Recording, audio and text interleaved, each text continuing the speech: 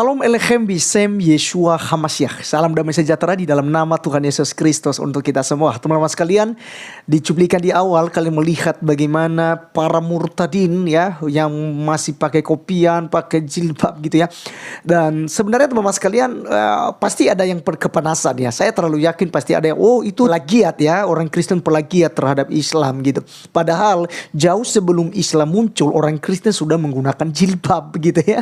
Jadi sudah memakai yang namanya kerudung. Nah, teman-teman sekalian, ini luar biasa sekali di mana mereka sedang beribadah di sebuah gereja dan mereka melompat-lompat bahwa dimuliakan dan ditinggikanlah Al-Masih.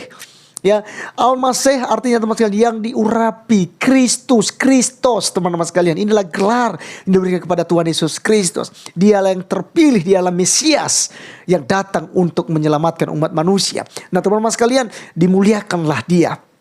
Dan teman, mari kita langsung saja untuk mendengarkan sorak-sorai mereka, bagaimana mereka memuji dan memuliakan nama Tuhan. Berikut videonya.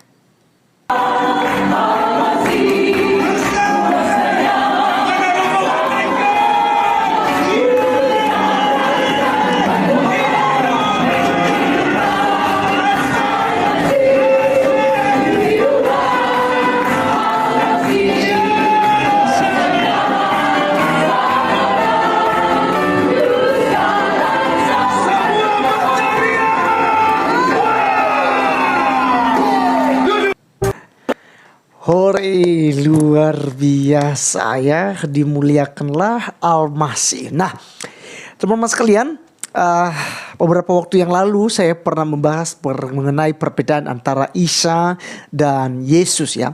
Tapi kalau penggunaan yang namanya Al-Masih ini adalah sebuah gelar, bukan nama ya, bukan nama panggilan.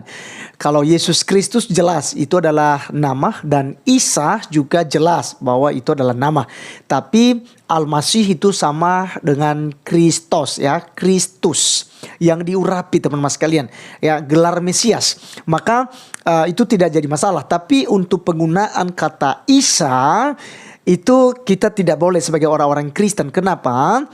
Karena Isa dan Yesus Kristus itu dua pribadi yang berbeda ya. Isa itu silsilahnya itu berbeda dengan silsilah Yesus. Silsilah Isa yaitu anak Maryam ya, saudara Harun dan Musa. Sementara Yesus Kristus bukan ya, tapi dia adalah anak Maria, saudara Elizabeth dan Zakaria. Jadi teman-teman sekalian, ini memang berbeda ya. Dan nenek moyang juga pun ya agak berbeda ya. Bukan agak berbeda, tapi memang benar-benar berbeda gitu ya. Jadi tidak sehidup sejaman. Nah, kemudian Isa Al-Masih itu lahir di bawah pohon korma. Sementara Tuhan Yesus Kristus lahir di kandang domba di Bethlehem. Lalu Isa Al-Masih itu dia bukan Tuhan, dia hanya rasul, dia hanya utusan, dia hanya nabi gitu ya, bagi saudara-saudara kita Muslim. Sementara bagi kita yang Kristen, Yesus Kristus adalah Tuhan dan Juru Selamat dunia, Juru Selamat kita yang percaya kepadanya tidak binasa melainkan beroleh hidup kekal. Kemudian Isa tidak mati di salib ya, sekali lagi.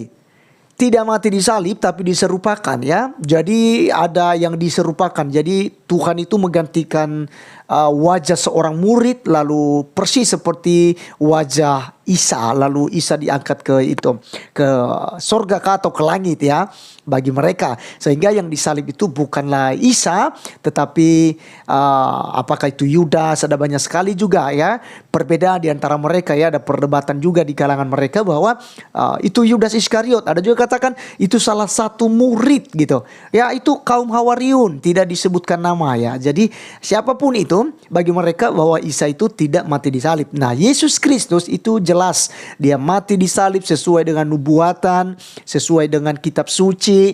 Dia disalibkan, dia disiksa, disalibkan dan mati lalu bangkit pada hari yang ketiga. Dan itulah kemenangan buat kita yang membuktikan Allah itu, Yesus itu adalah Tuhan ya. Dia tidak mati selamanya. Dia bukan Allah orang mati, tapi dia adalah Allah yang hidup ya, Allah bagi orang-orang hidup ya. Jadi teman-teman sekalian, kita harus bedakan hal itu ya.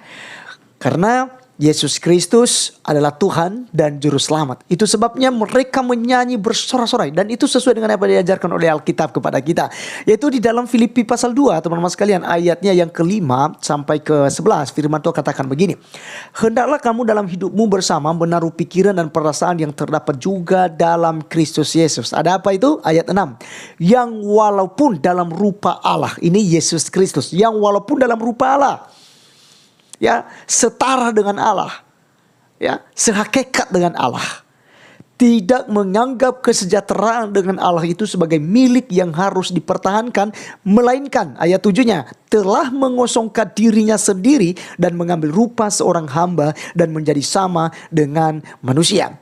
Dan dalam keadaan sebagai manusia, ia telah merendahkan dirinya dan taat sampai mati, bahkan mati di kayu salib.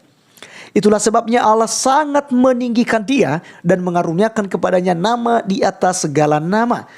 Supaya dalam nama Yesus bertekuk lutut segala yang di langit dan yang ada di atas bumi dan yang ada di bawah bumi. Dan segala lidah mengaku Yesus Kristus adalah Tuhan bagi kemuliaan Allah Bapa. Wow. Jadi jelas teman-teman sekalian ya, di sini juga ada perbedaan antara Isa dan Yesus Kristus. Kalau di ayat ini Filipi pasal 2 ayat 5 sampai 11 ini kita menemukan bahwa Yesus itu mati di salib. Dan dalam 1 Petrus 3:18 dikatakan dia yang telah dibunuh dalam keadaannya sebagai manusia dan yang telah dibangkitkan menurut roh. Dan para murtadin tadi teman-teman sekalian, mereka petobat-petobat baru yang masih pakai kerudung, yang masih pakai kopian, maka mereka bersorak-sorak di dalam gereja. Mereka bersatu karena apa? Ada sukacita, ada damai sejahtera, ada keselamatan yang telah diberikan kepada mereka. Mereka mengalami pembebasan. Ya, sehingga teman-teman sekalian, segala dosa dan pelanggaran mereka yang selama ini, yang harus mereka berjuang sendiri ya untuk beramal banyak-banyak untuk memperoleh pengampunan, dan itu tidak menjamin.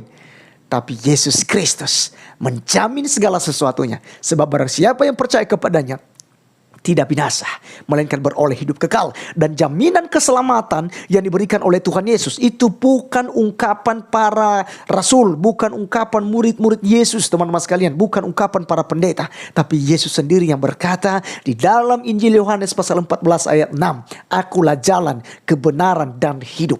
Tidak ada seorang pun yang datang kepada Bapa kalau tidak melalui aku.